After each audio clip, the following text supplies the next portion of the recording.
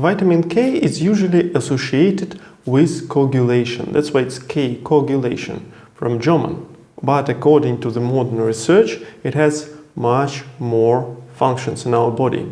My name is Dr. Igor Atabekov. I am clinical oncologist practicing since 2010. And let's talk about vitamin K.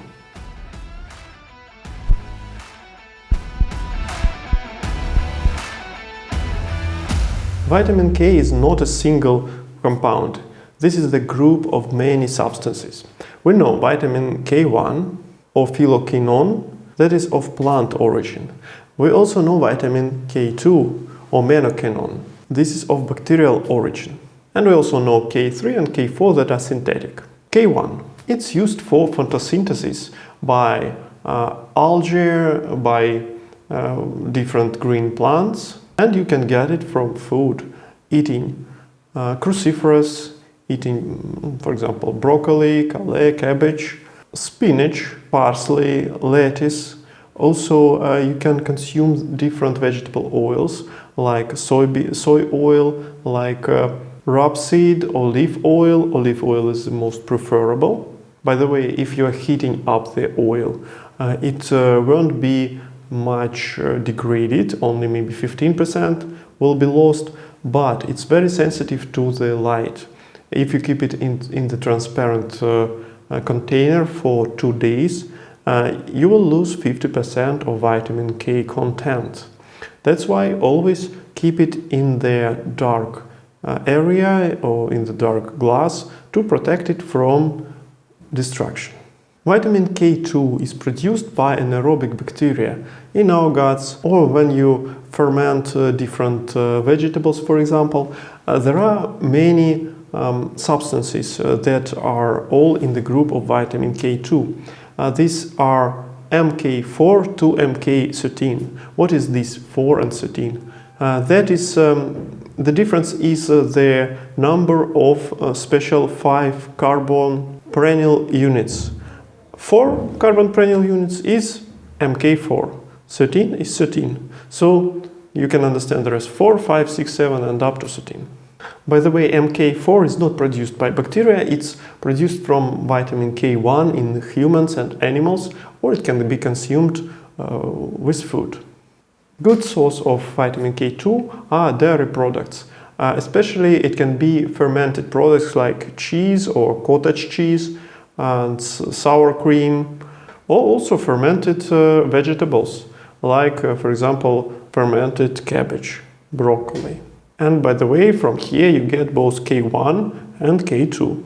Also, animal liver is rich in vitamin K2. By the way, fish is a very poor source of vitamin K2, almost none, and also, if you want to get it from other fermented products like beer or wine, they don't have it because they are fermented not by bacteria, but by yeast. Absorption. Vitamin K2 is much better absorbed than vitamin K1.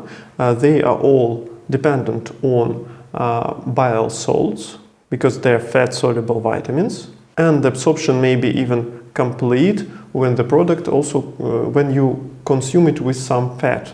For example, you eat fatty dairy products and there is fat there and there is a vitamin K2 there and it will be greatly absorbed. MK7 is more bioavailable than MK4 and its half-life is longer than in MK4. That's why probably it's the better supplement to take compared to vitamin MK4. Vitamin K1, as I already said, is not as well absorbed as K2, but if you consume it with fat, then it will be absorbed up to 3 times better. By the way, cooking doesn't increase the bioavailability of K1. So, what does vitamin K do in our body? Why is it so important? First of all, we already talked about coagulation, meaning stopping bleeding, meaning blood clotting. And it is necessary for 7 proteins involved in the process of making the thrombus more strong. That means this is against the bleeding. It will carboxylate, or I would say easier language, I will say it will activate these proteins, make them functional. And of course, it's easy to guess that if the person has a deficiency in vitamin K, then he will have some bleeding problems, like bleeding from his nose, bleeding gums, the bruises on his skin that occur without any visible trauma. It can be also some internal bleeding, like in gastrointestinal tract, blood and stool, black stool, vomiting with blood. It can be blood in the urine, for example. And who is in risk of deficiency? Of course, people with liver problems or pancreatic problems, problems with the gut, meaning that vitamin K won't be absorbed very well. It can be also cystic fibrosis, alcoholism, celiac disease, or poor diet. Also, newborns are at risk because they don't have flora yet to synthesize vitamin K, and if they are totally breastfed, breast milk doesn't have good amounts of vitamin K. But that's why these babies will get their vitamin K injection. But if they get a formula, then they don't have such a problem because it's fortified with vitamin K. Who else is at risk? People who take some drugs, for example, warfarin or other antagonists of vitamin K. Also, people taking broad-spectrum antibiotics that will kill flora, and flora won't produce vitamin K. Okay, so it's already quite clear with coagulation things, with blood clotting things. What's next? What are the other functions of vitamin K? It will also carboxylate or make it functional. Osteocalcin, it's another protein that will mineralize bones, meaning it's against osteoporosis. It makes them stronger. But we know that bones is the correct organ to be mineralized, but we don't want calcium to be deposited in, for example, blood vessels or cartilages, joints. That's why there is another protein which is called MGP. And MGP is another protein that is activated by vitamin K. And it will protect those tissues from wrong calcification. And really, we know that a diet high in vitamin K will first decrease the risks of fractures by 22%, and we know that it will protect from cardiovascular problems, strokes and myocardial infarctions because of action on osteocalcin and action on MGP protein. By the way, this is supported by some investigations, for example, laboratory animals, which were deficient in this MGP protein. They had a very severe calcification of their big blood vessels, and they died within 2 months because of rupture of these vessels, because they were very fragile with a lot of calcium there. And there is a rare genetic disease called Kürtel syndrome when MGP is defective, and these people have also accelerated calcification of blood vessels. Other protein that is carboxylated by vitamin K is periostein. Periosteum is something that is covering the bone, but it's found not only there, and it's very important for healing of everything, tissue healing. Healing of fractures, of trauma to, for example, ligaments and joints and skin and teeth. That means vitamin K is needed for healing process. But also it's associated with fibrosis. That's why this periostein is investigated in some diseases that are associated with excessive fibrosis, like, for example, idiopathic pulmonary fibrosis. One more protein that is dependent on vitamin K is nephrocalcin, that protects kidneys from oxalate stone formation. It doesn't let oxalate to be crystallized in urine, meaning low vitamin K may lead to increased risk of kidney stones. Also, vitamin K is important for some proteins that are against clotting, that protect from thrombosis and embolus, like protein S. That means, theoretically, the deficiency of vitamin K may lead to increased risk of thrombosis. Also, some researchers consider vitamin K to be an antioxidant, anti-inflammatory vitamin, also to have some other properties activating some enzymes and receptors, but for now this data is still lacking.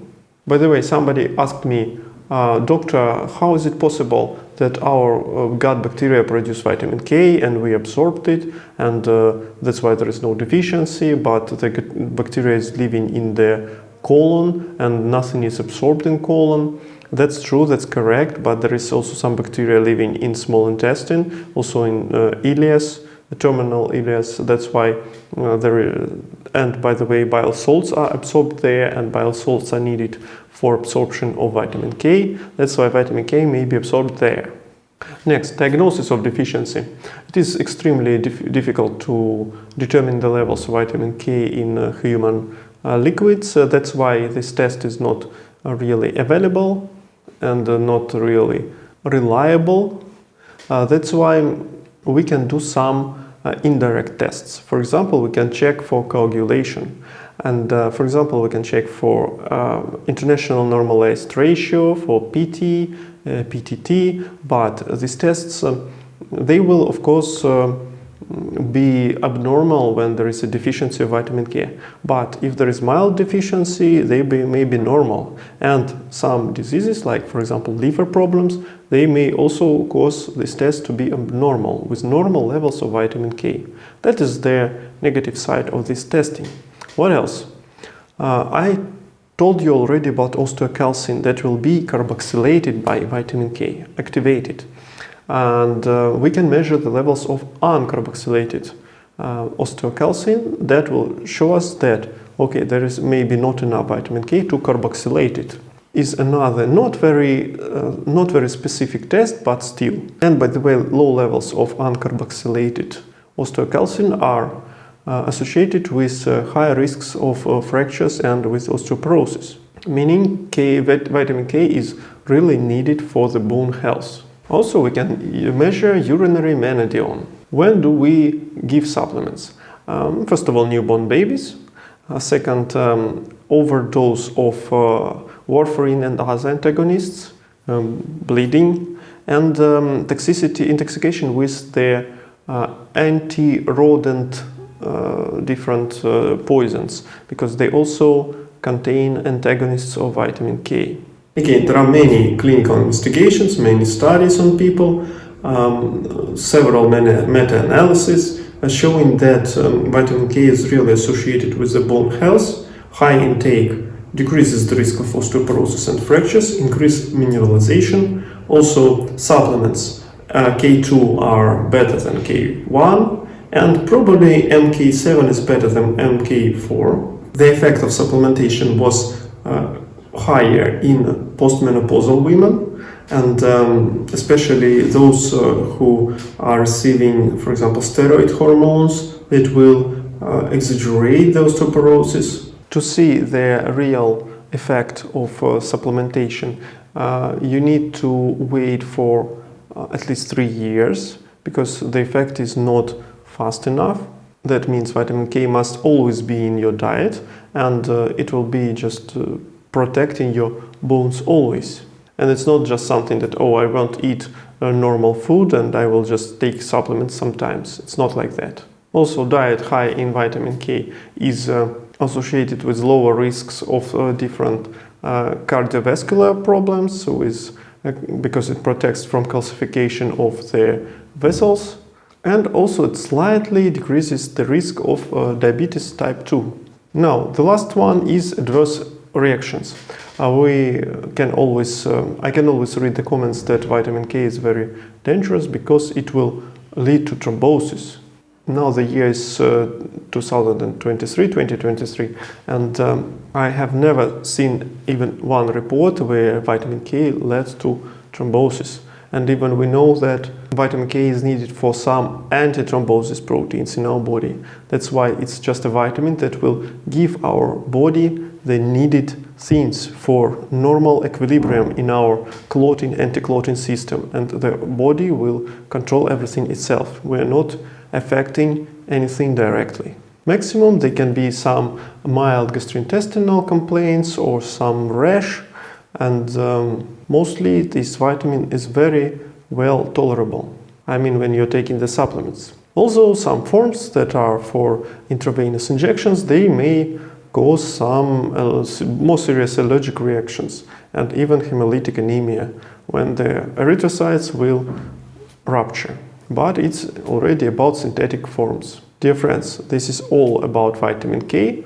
In most cases, you don't need any supplements of vitamin K.